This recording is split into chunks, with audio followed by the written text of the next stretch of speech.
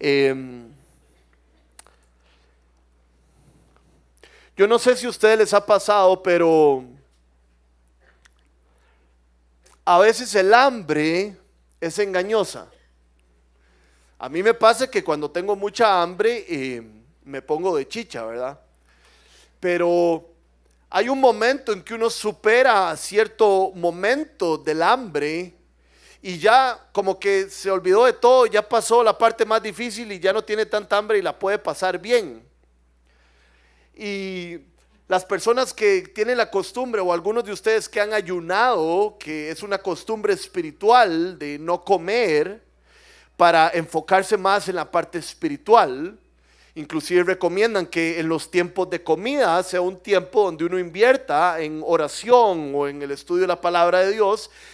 Y es muy bonito porque uno se da cuenta que no necesita tanto eso que uno iba a comer en esos momentos como lo que realmente está obteniendo espiritualmente. Y lo que quiero decir con todo esto, y si hoy puedo transmitir algo, es lo siguiente. Nosotros necesitamos alimento espiritual muchísimas veces más de lo que imaginamos. Y muchísimo más de lo que imaginamos, de lo que necesitamos alimento físico.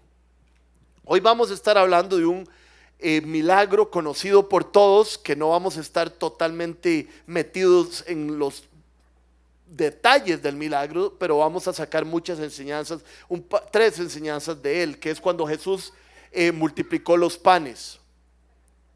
Es importante decir, por cultura general de la Biblia, que la multiplicación de los panes es de los pocos milagros que ocurre o vemos en los 4 evangelios. Lo podemos encontrar en los 4 evangelios. Antes de eso, quiero enseñarles un mapa para que aprendamos un poquito de dónde vivió Jesús y para saber dónde fue que ocurrió este milagro. ¿Ok? Este es el mar de Galilea. Pongamos la primero, porfa. Bueno, no importa. Ok, aquí está el mar de Galilea.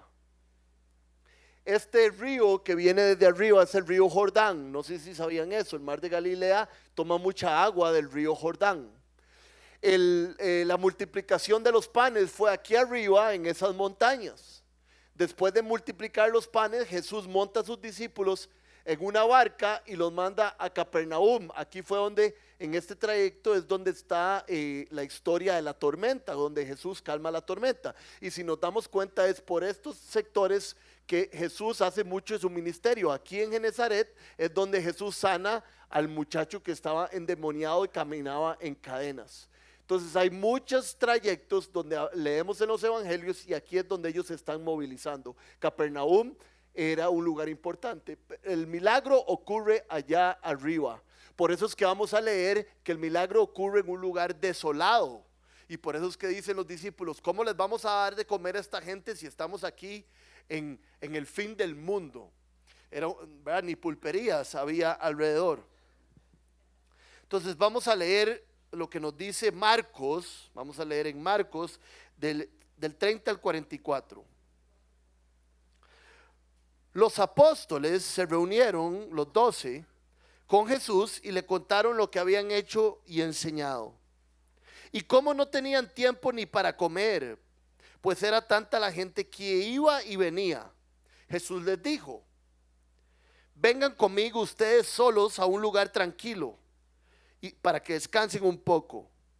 Así que se fueron solos en la barca y llegaron hasta este lugar solitario. Pero muchos que los vieron salir los reconocieron y desde todos los poblados corrieron por tierra hasta allá y llegaron antes que ellos. Cuando Jesús desembarcó y vio tanta gente, tuvo compasión de ellos, porque eran como ovejas sin pastor. Así que comenzó a enseñarles muchas cosas. Cuando ya se hizo tarde, se le acercaron sus discípulos y le dijeron: este es un lugar apartado y ya es muy tarde. Despide a la gente para que vayan a los campos y pueblos cercanos y se compren algo de comer. Denles ustedes mismos de comer, contestó Jesús. Eso costaría casi un año de trabajo, objetaron. ¿Quieres que vayamos y gastemos todo ese dinero en pan para darles de comer? ¿Cuántos panes tienen ustedes?, preguntó. Vayan a ver. Después de averiguarlo, le dijeron 5 y 2 pescados. Entonces les mandó que hicieran que la gente se sentara en grupos sobre la hierba verde. Así que ellos se acomodaron en grupos de 100 y de 50. Jesús tomó los 5 panes y los 2 pescados y mirando al cielo los bendijo. Luego partió los panes y se los dio a los discípulos para que se los repartieran a la gente. También repartió los 2 pescados entre todos. Comieron todos hasta quedar satisfechos y los discípulos recogieron 12 canastas llenas de pedazos de pan y de pescado. Los que comieron fueron 5,000 hombres. Posiblemente 8,000 o un poco más, contando mujeres y niños. En aquel momento el machismo era tanto que ni siquiera se escribía de la presencia de las mujeres y los niños, no hacía tanta diferencia. Ahora lo meterían uno a la cárcel como en medio segundo. Entonces, quiero hablarles de unas 3 cosas que veo yo que ocurre aquí, de cómo Jesús toma lo poco nuestro y lo convierte en mucho. Lo primero que tenemos que hacer nosotros para que Jesús convierta lo poco que tenemos en mucho es admitir nuestra necesidad de su ayuda. Vean lo que dice el versículo 35 y el 37. Cuando ya se hizo tarde, se le acercaron sus discípulos y le dijeron: este es un lugar apartado y ya es muy tarde. Despide a la gente para que vayan a los campos y pueblos cercanos y se compren algo de comer. Y Jesús les dijo: denles ustedes mismos de comer. Y ellos le dijeron: no podemos hacer esto. Eso costaría un año de trabajo. ¿Quieres que vayamos y gastemos todo ese dinero, además de que no lo tenemos en pan para darles de comer? Los discípulos se dieron cuenta que tenían una situación delante de ellos que no podían remediar. Se dieron cuenta que tenían algo enfrente de ellos a lo cual no podían hacerle frente. Y yo creo que esto es importante porque muchas veces en mi vida y en la vida de muchos de nosotros tenemos situaciones muy difíciles y no pedimos ayuda. Y no nos damos cuenta que no les podemos hacer frente solos. Y ojo, que no tiene que ser una situación imposible como esta. Puede ser una circunstancia posible, pero de todos modos nosotros no podemos hacerle frente de una buena manera.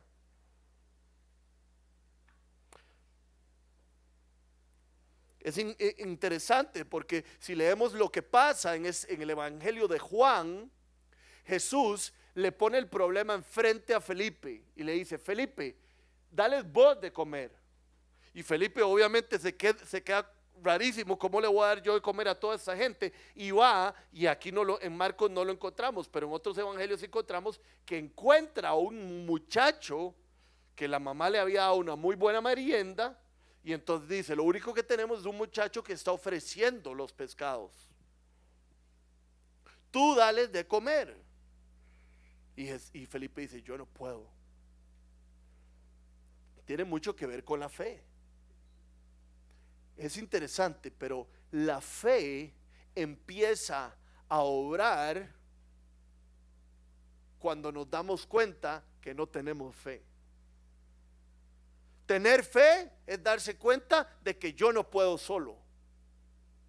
Lo necesitamos a Dios para todo. Juan 15 dice: lejos de ti nada podemos hacer, aparte de ti no puedo dar fruto.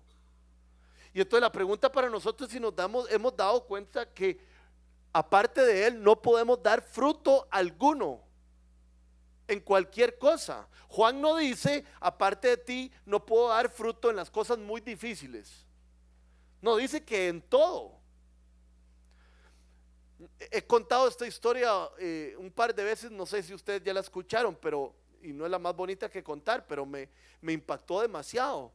En Semana Santa, mis papás tienen una casa ahí en Playa Tambor, en Los Delfines, y fuimos ahí, mi familia, y invitamos unos amigos, y de eso que llegan unos y se van otros, así unos días, Y me pasó algo que me dio, que me mostró lo necesitado que soy de la presencia y la guía de Jesús en mi vida. Em, me levantaba, ¿verdad? Y fuimos a la playa, había una piscina a la par de la casa, había comida rica que desayunar y todo. Y me acuerdo que ya como el tercer día de estar ahí en la playa con un montón de gente, me levanto yo y estoy gruñón y la gente está metida en la piscina y lo único que se podía hacer era pasarla bien. Vamos, no había otra cosa que pasarla bien. Había una piscina, había comida rica, estábamos en el sol y yo estaba gruñón y yo decía, ¿qué es esta gente? ¿Cuándo se va a ir esta gente? Yo quisiera aquí estar solo, yo quisiera correr y que nadie se metiera conmigo a hacer ejercicio, ¿verdad? Inmediatamente y todo el mundo se levantaba y podía empezar a vacilar y yo no podía empezar a vacilar. Yo necesitaba agarrar mi Biblia y empezar a leerla y me metía dentro del cuarto y oraba un rato y agarraba aire y Dios me mostraba quién era Él y quién era yo y después podía empezar a pasarla bien.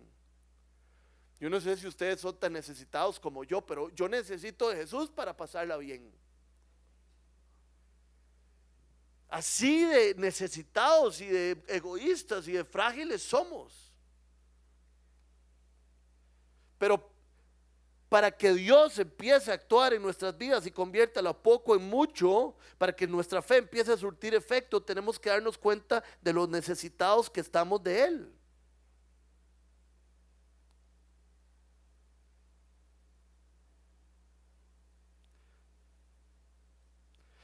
Si topamos con una necesidad en nuestra vida que no podemos enfrentar, un llamado que no podemos, que tenemos mucho temor de seguir, como el de Moisés, un pago que no podemos hacer, un problema que no podemos solucionar, ¿qué es lo que hay que hacer? Caminar a pesar del miedo, dice ese folleto de Fe Audaz.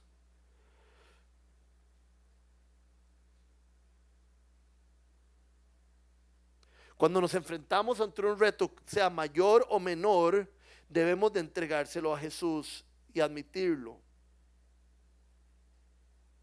Vean lo que dice el Salmo 116, 8. Me llamó la atención el otro día que lo leí. Tú me has librado de la muerte. Y tú, dice el salmista, tú has enjuagado mis lágrimas. No me has dejado tropezar. El salmista literalmente ha sentido que en las situaciones difíciles de su vida, cuando él ha acudido a Dios, ha sentido a Dios enjuagando sus lágrimas.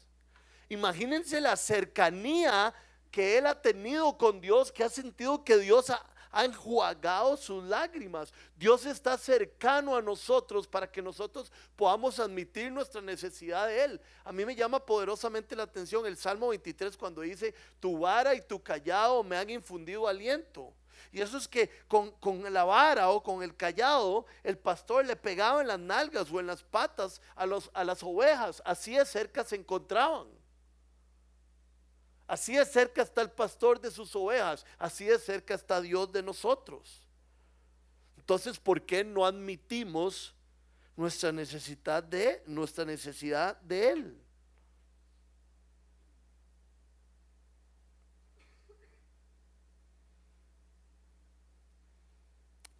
Proverbios 21-24 nos enseña un poco de lo que es ser orgulloso. Orgulloso y arrogante y famoso por insolente es quien se comporta con desmedida soberbia. El que se comporta con desmedida soberbia no pide ayuda, sino que se las cree que puede hacerlo todo solo. Dice el libro de Santiago, Dios se opone a los orgullosos, pero le da gracia a los humildes. Ay, híjole, no sé por qué no tengo mi celular, pero ayer, bueno, para el que no sabe y quiere felicitarlos, uno de los pastores de la viña, que se llama Sergio Esteves, se comprometió con Becky, con su novia. Entonces, no estén tan felices al respecto, no tienen que chiflar ni nada. Pero fue muy bonito porque yo le mandé un mensaje hace una semana a Becky diciéndole que estaba muy feliz por ella, que estaba sorprendido, que ella le haya dicho que sí a... No, mentira, en serio. Pero vean la respuesta que ella me dio. Yo la felicité y le dije que quería que le fuera muy bien. Y me dijo, gracias. Estoy muy emocionada y contenta por lo que viene. Y necesitamos toda la oración del mundo. Y yo dije, qué sabia Becky. Que hasta para enfrentar una situación tan linda, sabe que uno necesita a Dios para enfrentar una situación linda. No solo las difíciles, sino las más lindas que Dios le puede dar a uno. Gracias por estar feliz de que me voy a casar. Oren por nosotros que lo necesitamos. Y me pregunto, ¿es ese tu corazón? ¿Es ese mi corazón? Soy una persona pobre en espíritu, que pide ayuda. Señor, todo mundo tiene hambre. Necesitamos tu ayuda. Tráiganme lo que tienen. Ahora sí, entonces lo primero es admitir nuestra necesidad de Dios y de su intervención. Y lo segundo es darle a Dios lo que tenemos. Versículo 38 dice, ¿cuántos panes tienen ustedes? Preguntó. Vayan a ver. Y después de averiguarlo le dijeron 5 y 2 pescados. Encontraron un muchacho que se los había dado. Vean el 41, dice, Jesús tomó los 5 panes y los 2 pescados. O sea, que Jesús les preguntó, ¿qué tienen? Ellos fueron a averiguar, encontraron 2 pescados y 5 panes y le dijeron, Jesús, esto es lo que tenemos, te lo damos a vos. Entonces no solo, yo sé que son pasos muy lógicos, pero no tan lógicos que nosotros los hacemos siempre. Entonces por eso es que los revisamos así. Admito que necesito la ayuda de Dios y le entrego a Dios lo que tengo para que Él pueda hacer algo con eso. No importa lo que usted tenga, sea mucho o poco, sean 5 panes y 2 pescados, Él puede hacer algo increíble. ¿Verdad? Me recuerda primera de Pedro donde dice, depositen en mí. Lo que pasa es que ya no hay tanta esa experiencia de depositar, pero antes uno llegaba con la plata al banco y daba los billetes y se quedaba sin ellos. Entonces la imagen de depositar algo era muy poderosa. Depositen en mí sus ansiedades, depositen en mí lo que ustedes están cargando para que Dios lo tenga y yo ya no. Démoselo a Él. Y vean que yo no sé si ustedes alguna vez han sentido esto. El Salmo 131 del 2 al 3 nos narra cómo se siente uno cuando logra agarrar lo poquito que tiene y ya entregárselo a Dios. Todo lo contrario, he calmado y aquietado mis ansias. Soy como un niño recién amamantado en el regazo de su madre. Mi alma es como un niño recién amamantado. Israel, pon tu esperanza en Él desde ahora y para siempre. ¿Han visto un niño recién amamantado? Está todo hinchado así, ¿verdad? Y está así tirado, está tranquilo y está satisfecho. Y Dios dice, admitan que necesita ayuda. Y 2, denme lo que ustedes tienen, deposítelo en mí y van a estar tranquilos. Hay un señor de apellido Carlyle que dijo lo siguiente: los seres humanos son como los dioses a quien sirven. Y me pegó durísimo porque los seres humanos son como los dioses a quienes sirven. O sea que si yo soy un hombre muy ansioso, creo que mi Dios no es tan poderoso, porque estoy ansioso, porque no sé qué es lo que irá a pasar. ¿Me explico? Los seres humanos son como los dioses que ellos creen. Si yo creo que mi Dios es poderoso y fiel y soberano, yo ando tranquilo. Una vez me monté con un amigo, me dijo que me iba a llevar a surfear a un lugar que se llama Guacalillo, y salimos ahí por el área de Tárcoles, y me contó que era peligrosa la salida que estábamos haciendo porque había una boca, una entrada del río, ¿cómo se llama eso?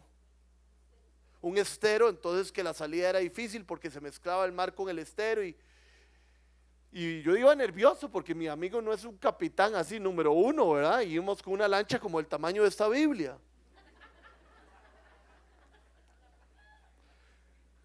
Pero si yo me monto en una lancha con un capitán de 40 años, yo voy más relajado. Entonces es muy importante entender esto, que los seres humanos son como los dioses a quienes ellos sirven. Porque si realmente entendiéramos la capacidad que tiene Dios de sostener nuestras vidas, viviríamos diferente. Por eso es tan interesante la visión que tiene el profeta Isaías cuando se muere el gran rey Usías, en el capítulo 6 del libro de Isaías. El rey Usías había sido un rey increíble, un rey. Junto con él había avanzado Israel, no solo económicamente, sino políticamente como nunca. Y se muere el rey y todo el mundo queda preocupadísimo. Todo el mundo dice, ahora sí, ¿qué vamos a hacer? Ya no va a pasar nada con nuestro pueblo porque se murió el rey que llevaba todo a buen lugar. Y Isaías también estaba nervioso. Entonces Dios decide aparecérsele a Isaías en el templo y le mueve el templo de lado a lado y se aparecen serafines como carbones que gritan: santo, santo, santo es el Señor. Isaías tiene una visión de Dios que la parte de atrás del vestido de Dios, de su túnica, ni siquiera cabe en el templo. Es Dios diciéndole a Isaías: Isaías, yo soy el que estoy a cargo, y tenga una pequeña idea de quién soy yo, para que se le baje la ansiedad y para que se le baje el miedo.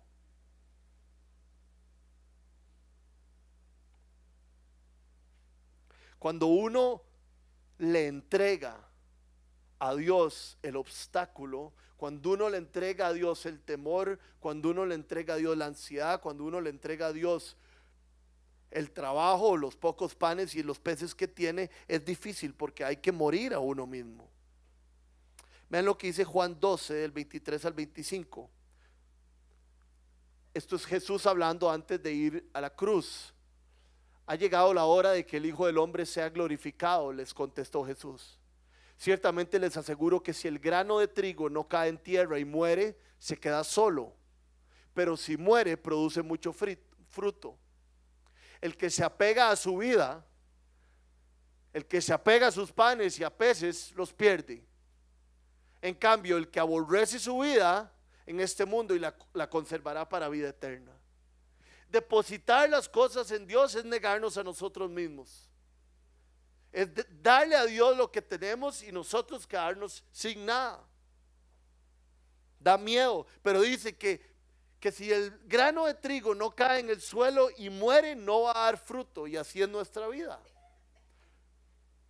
¿verdad? Por eso es que si sostenemos todas nuestras cosas en nuestras manos fuertísimo, no van a pasar de ahí.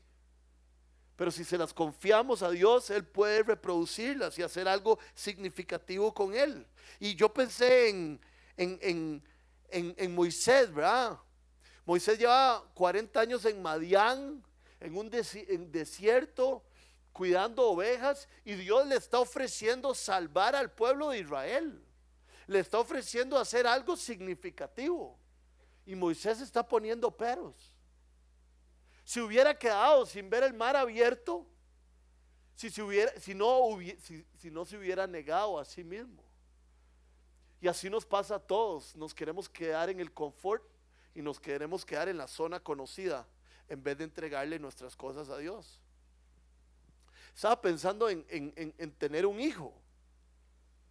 A veces uno pensaría: ya tengo un hijo y ya tengo la familia formada y tenemos un núcleo muy bonito y ya nos llevamos muy bien, y pucha, no sé si tener otro va a quebrar ya el núcleo que tenemos, y ¿verdad? Ya nos llevamos muy bien y la plata nos está dando,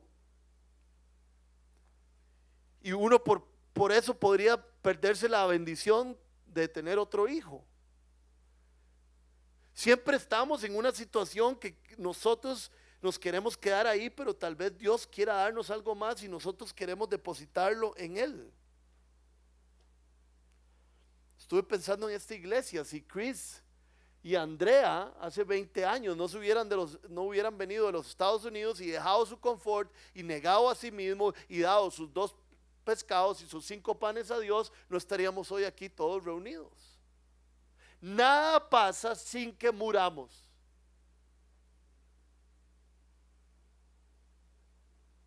Sin que haya un sacrificio. Mark lo habló, el misionero que vino aquí a hablar en el panel para el lanzamiento de Feudal, lo dijo: la obediencia del Hijo de Dios debe ser completa, debe ser inmediata y debe ser alegre. ¿Y saben por qué es alegre? Porque uno sabe que esa obediencia va a producir un montón de cosas buenas. El que obedece con miedillo y triste es porque no sabe quién es ese Dios. Hay una frase muy bonita de una mujer muy sabia que quiero compartir con ustedes, que habla sobre esto, de entregarnos, de entregarle a Dios lo que tenemos. Si lo único que tienes para ofrecer es un corazón quebrado, ofrece ese corazón quebrado. Por eso, haber reconocido en un tiempo difícil, dice ella, que mi corazón es material para un sacrificio a Cristo, ha sido una gran fortaleza. Darme cuenta que nada de lo que tengo y nada de lo que voy a tener será rechazado por Cristo es increíble. Lo único que tengo que hacer es darme a Él como el pequeño niño dio sus panes y sus pescados. Casi que todo lo que le pueda dar a Cristo me va a generar la pregunta: ¿cómo lo irá a utilizar si no es nada? Pero Él lo tomará y lo hará una bendición.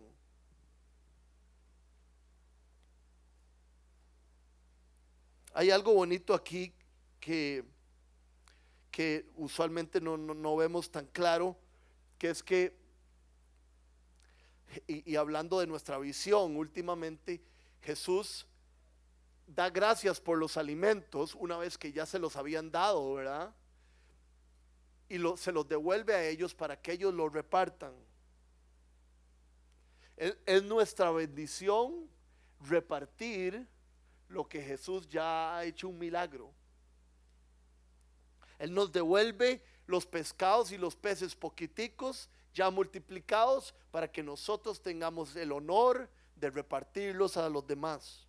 Entonces, lo primero para que Jesús haga de poquito en mucho es admitir que yo solo no puedo. Lo segundo es darle a Dios lo poquito que yo tengo, confiárselo a Él, depositarlo.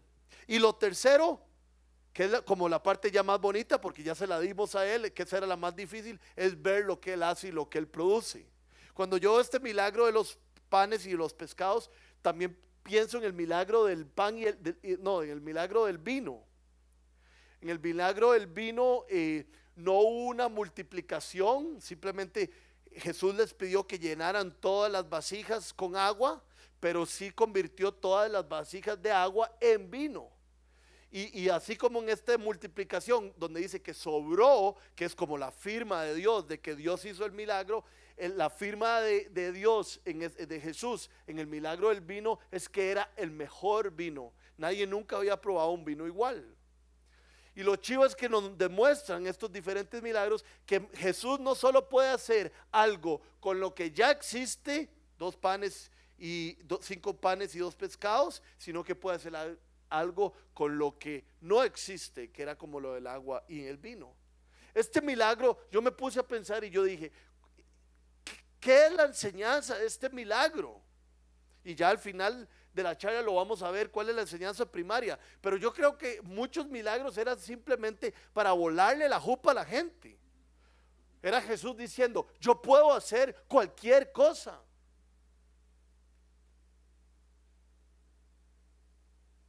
Y eso es la enseñanza para ustedes y para mí hoy. Jesús nos dice, yo puedo hacer cualquier cosa. ¿Habrá algo imposible para Dios? Y uno dice, ay, sí, qué chido, ¿verdad? No, cualquier cosa. Levantar paralíticos, quitar cáncer, proveer dinero, restaurar un matrimonio, llevar a pecadores de la muerte a la luz y darles vida eterna. Cualquier cosa. ¿Lo cree?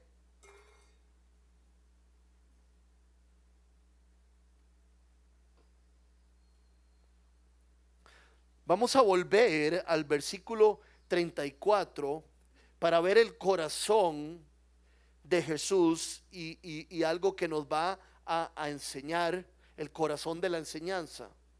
Dice que cuando Jesús desembarcó y vio tanta gente, tuvo compasión de ellos y los vio como ovejas sin pastor. Las ovejas sin pastor andan ahí perdidillas, tropezándose y en peligro. Y Jesús los vio con compasión. Esta palabra compasión en el lenguaje original, donde fue escrito en griego, está muy relacionado con la palabra víscera. Muchos de ustedes han visto esos ratoncillos o algún animal que está tirado en la calle, que fue atropellado y se le salieron las vísceras, ¿verdad? Yo sé que no era la imagen que querían tener, pero todo eso viene ¿de dónde? Del puro estómago, del puro medio del animal. La palabra compasión viene de víscera, de que viene del estómago. Jesús vio a la gente perdida y tuvo un sentimiento en sus vísceras, un sentimiento de compasión, y quiso ayudarlas. Y Jesús les dio una enseñanza y después les dio pan. Pero la enseñanza final no terminaba ahí. Venía después del pan, cuando todos llegaron a buscarle y Jesús les dijo: ustedes me buscan para comer más pan. Pero entiendan que lo que les estoy tratando de enseñar es que ustedes lo que más necesitan no es pan. Lo que más necesitan es a mí, que soy el pan que bajó del cielo. Entonces vean lo que dice Juan 6:32 al 35.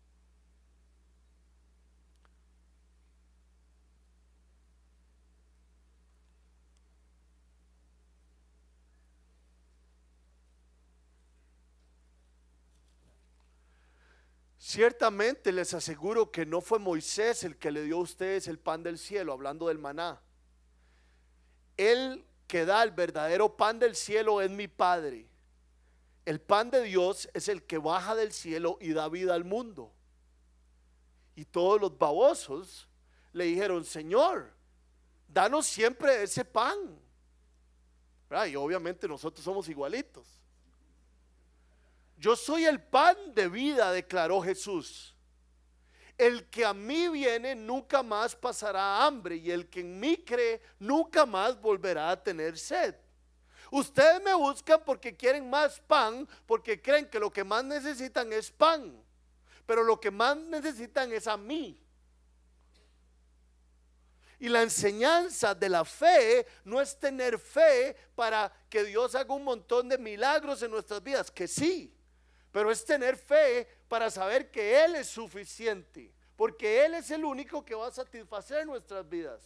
De nada serviría que Jesús hiciera 1000 milagros y todos fuéramos millonarios, porque estaríamos igual que los artistas de Hollywood. Pero usted y yo vivimos muchísimas horas de nuestra semana igual que los artistas de Hollywood, viendo a ver cómo hacemos más plata, porque creemos que eso nos va a llenar. A un cristiano, la diferencia de un cristiano es que esa persona sabe que lo va a saciar es Cristo y lo espiritual, no las demás cosas. Eso es lo que hace un cristiano. Entonces hoy, yo no sé ustedes, yo estoy enfrentado contra un espejo, contra la pared, preguntándome dos cosas: ¿realmente creo que para Dios todo es posible? Y realmente creo que Jesús me puede satisfacer.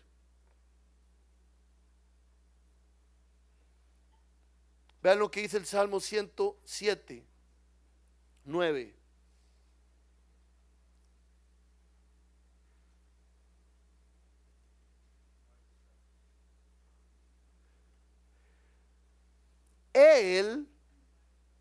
Él apaga la sed del sediento y Él sacia con lo mejor al hambriento. Salmo 16:11. En tu presencia, en la presencia de Dios, hay abundancia de gozo. A tu mano derecha hay placeres para siempre.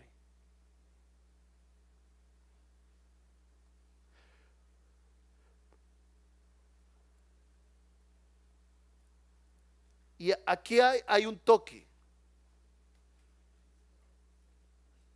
Que muchos de nosotros hemos experimentado que en la presencia de Dios hay placeres para siempre. Pero muchas veces sentimos que esos placeres se nos agotan y se nos acaban. Algunos de ustedes, al igual que yo, dicen: yo sé que Jesús es el único que me puede satisfacer, porque lo he probado todo y sé que solo Él me puede satisfacer. Pero ¿por qué entonces a veces todo se vuelve raro? Por dos razones.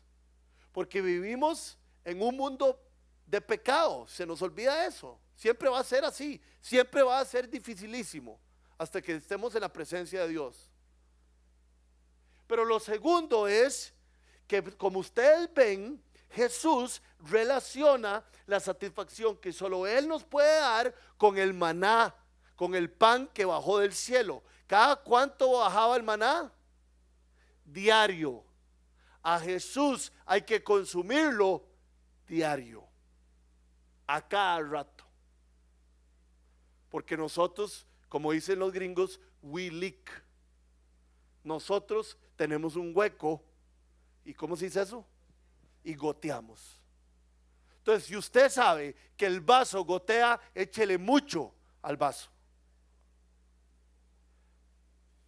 Le echo mucho de Jesús yo a mi vaso. O, y esto lo van a agarrar de broma y es 30% broma. O veo todas las noches las series de Luis Miguel, o las series de Casa de Papel, o las series de Vikingos, o alguna serie de esas. O por qué no apago la tele y le echo agua al vaso. Estoy hecho leña, deje de ver tanto Netflix, madre.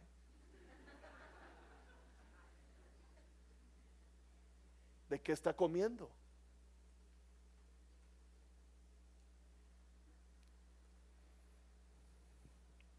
John Owen dijo lo siguiente, con esto termino: si un hombre está muerto, Cristo le puede dar vida.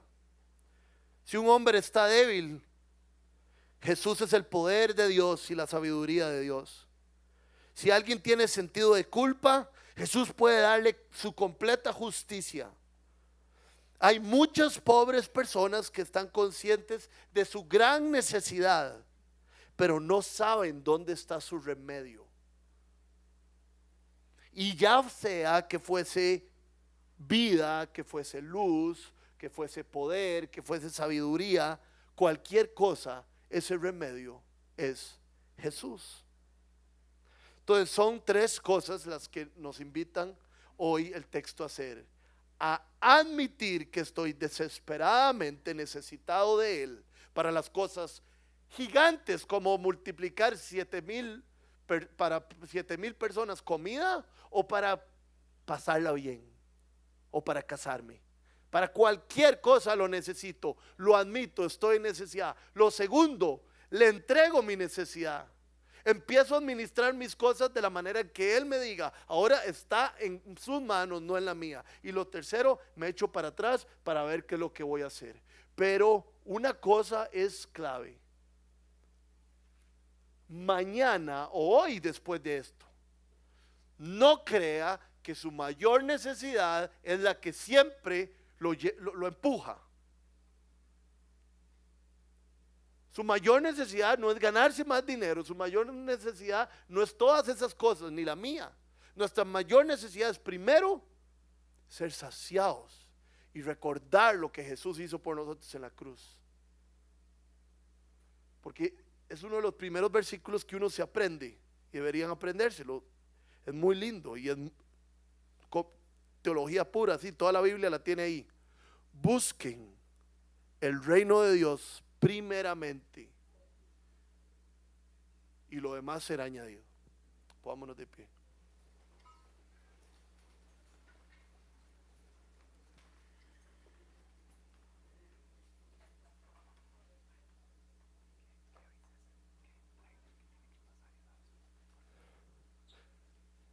Sí, hemos puesto ese letrero varias veces ahí y nadie ha movido ese carro. Por favor, fíjense bien en el